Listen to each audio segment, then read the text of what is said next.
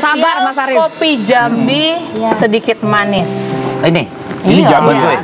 Jadi kita punya kopi Jambi hari ini. Kopi Jambi ya. Tadi kan sesuai janji ya. Siapa tahu kalau asupannya tepat, Asupan. yang keluarnya juga tepat. Saya tahu Terima kasih, asupan itu kan yang dimaksudkan apakah sekarang ini kultur sistem pengawasan mampu memberikan satu cara pandang mengenai korupsi itu dalam pengertian kita sebagai bangsa. Kalau mengenai penindakan korupsi yang seperti dimaksud Kang Arief tadi, penangkapan memang kita memberikan apresiasi ya, bahwa itu merupakan suatu hal yang memang diperlukan. Tapi satu hal, bagaimana berpikir tidak hanya pemberantasan tapi proses pencegahan, saya kira mulai harus dicari formulasinya. Maka sering saya sampaikan, kemana sih formulasi pencegahannya, asupannya itu seperti apa. Mendidik mental tidak korup dari SD, SMP, SMA, DPR, kementerian lembaga, itu yang seperti apa. Kalau yang sistemnya sekarang ini cenderung lebih pada penangkapan koruptor. Nah, kalau kemudian tuh munculnya pejabat publik itu dari partai politik, memang persoalannya kalau partai itu kan lebih pembekalan ke dalam ya. Ideologi, kalau PDI kecintaan kepada tanah air dan rakyat itu adalah suatu fondasi untuk mengerem korupsi dari dalam Ya, setelah kalau jadi cinta pejabat. mengambil. Memang tugas ICW, tugas media, tugas KPK. Ada hal yang korelatif antara karakter bangsa atau semangat nation dengan kecenderungan perilaku korupsi di suatu masyarakat dalam suatu negara. Semakin semangat nationnya itu lemah, kecenderungan semakin tinggi indeks korupsi yang ada. Nah, persis. Kan dari dalam ya, bahwa sistemnya mengawasi ya, tapi dari dalamnya kan tadi asupannya apa sekarang? Nah, tapi Mas, maksudnya kalau kita ngomongin asupan, kayak misalnya contohnya ini ya, nih saya punya satu Ini salah satu gambar. hasil keluaran Bukan ya berarti yang ya. gambar Kalau kita Monas ini, ngomongin bukan indeks yang- korupsi tadi, Mas Arief ngomongin soal indeks Dari tahun persepsi 97 korupsi sampai Indonesia. 2000. Yang ini 97 sampai Ini 2011. kita ngambilnya agak jauh ya, Mas Donal ya, dari tahun 97 ya sampai ke tahun 2011. Tambah naik. Oke, tambah naik, kemudian sampai kita lihat terakhir deh Yang di selanjutnya 8 tahun terakhir, ini yang 7-8 dari tahun 2012 sampai terakhir. 2017. Sekarang tuh 37. Yes. Ya, sekarang 37. Nah, kalau Dari misalnya 180 iya, negara. 158 ya, Mas ya. Kalau kita ngomongin asupan, tapi kita kan harus tahu juga kebutuhannya apa dulu sehingga kita tahu asupannya apa yang tepat. Nah, akalnya di mana untuk tahu apa yang paling Mbak dibutuhkan? Ine, ini kan karena ngambil survei Transparansi Internasional. Yang harus kita tahu dulu, survei Transparansi Internasional itu adalah composite index. Dia survei yang ngambil dari banyak survei, ada PRC di Hong Kong dan banyak survei-survei lain. Itu kemudian digabung dan diakumulasi sehingga keluarlah skor. Diolah dengan mekanisme mereka sendiri. Jadi dia nggak melakukan survei, dia ngambil banyak survei-survei yang mostly respondennya adalah pelaku usaha. Itu yang ditanya, kalau Anda berusaha di Indonesia, kira-kira bagaimana kemudahannya? Jadi lebih sebenarnya titik tekan kepada kemudahan berusaha, perizinan dan lain-lain. Kalau ada kasus papa minta saham, kalau ada kasus pejabat mau investasi kepala daerah 5%, 7%, 10%, maka selama itu pula indeks perizinan, kemudahan berbisnis di Indonesia itu akan terus rendah. Jadi sektor yang harus digarap kalau mau menaikkan CPI, Corruption Perception Index, itu adalah korupsi di perizinan pelayanan publik yang harusnya dipercepat, dipermudah, sehingga kemudian skornya ketika orang ditanya, responden itu pengusaha, gimana Anda berusaha di Indonesia, mudah nggak?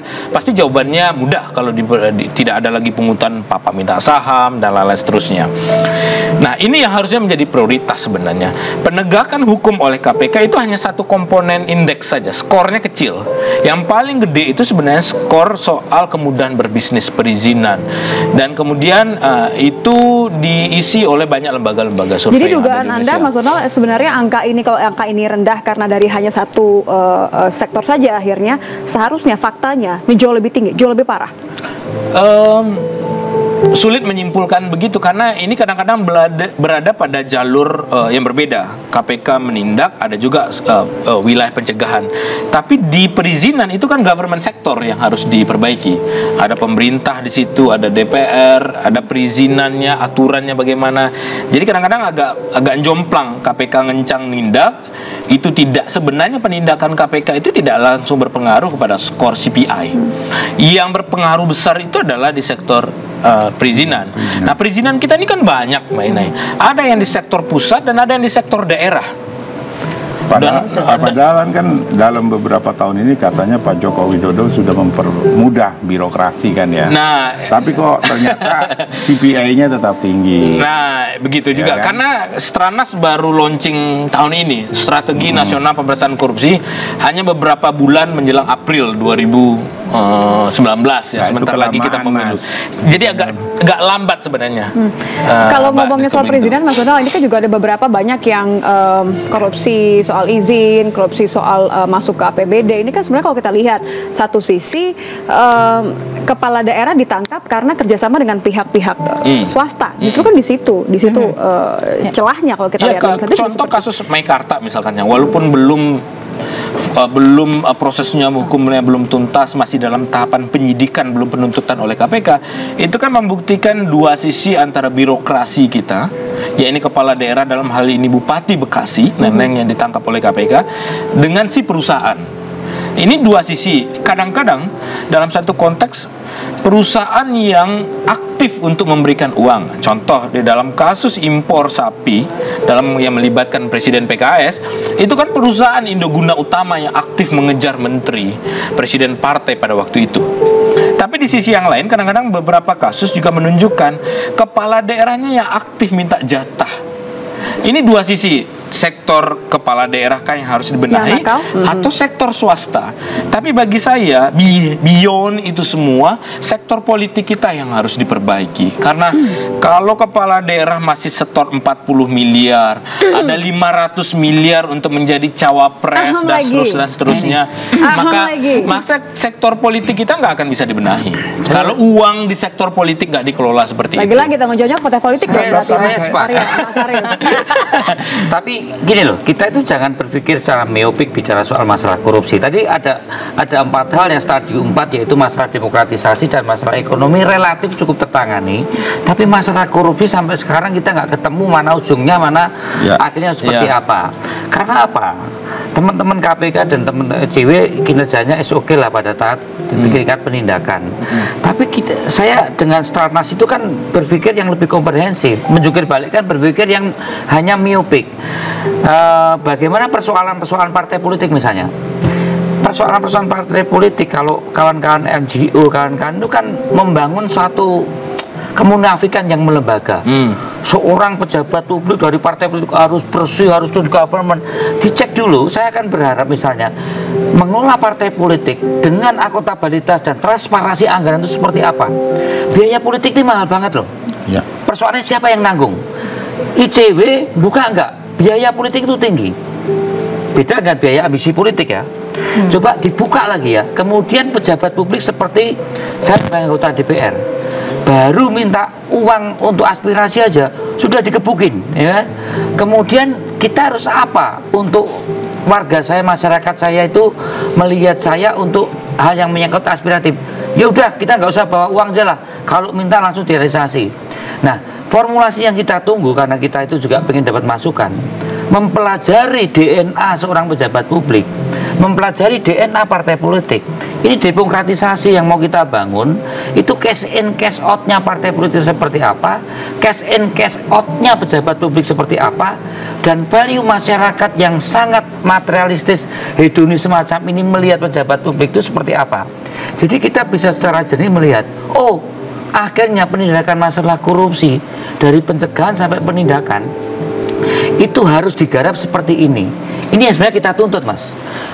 Partai politik bikin perusahaan nggak boleh, kan gitu kan? Ini apalagi nih membantu pilpres, capres pakai NPWP segala macam. Saya melihat bahwa kita tidak komprehensif, kita hanya secara parsial, reaktif. Bahkan saya melihat akhirnya lama-lama tidak akan ada pemimpin, lama-lama tidak akan ada orang berani menjabat, ya. Bahkan yang kalau ada seorang Jokowi, Risma, kemudian ada tokoh-tokoh bagus tidak diakui keberhasilan partai politik, ya kan? Tapi kalau ada yang korupsi disebut partai politiknya. Bu Risma itu tidak pernah disebut kader partai PDI Perjuangan. Saya punya kader Hasto di Kulon Progo nggak pernah disebut. Tapi kalau ketangkep korupsi partai politik. Nah saya pengen kita nunggu juga Mas. Sebenarnya yang mau kita bangun demokratisasi di dalam bangun partai politik terkait juga proses pejabat untuk menjadi pejabat publik dalam transparansi menurut ECW itu seperti apa? Misalnya itu. Saya jawab ya. Saya jawab Jawabnya boleh nanti sambil kita ini nggak sekalian ngasih makanan biar nelennya lebih enak, biar asik jawabannya sekalian gitu ya. Sama saya mau dengar dari Mas Arief nanti. Ya, sebagai seorang pengusaha, sebagai seorang mantan pramugara, sebagai seorang begini. Mantan pramugara biasanya ngasih kopi nih. Sekarang gantian. Oke. Ini masih ya? Habis ini, habis kita kasih makanan nanti lanjut. Masyarakat harus juga sadar ya, kalau mereka ingin mempunyai kepala daerah dan para legislatif yang jujur, ya jangan terlalu banyak. Misalnya memilihnya itu harus benar memilih orang yang berkualitas, bukan orang yang kasih uang yang dicoblos.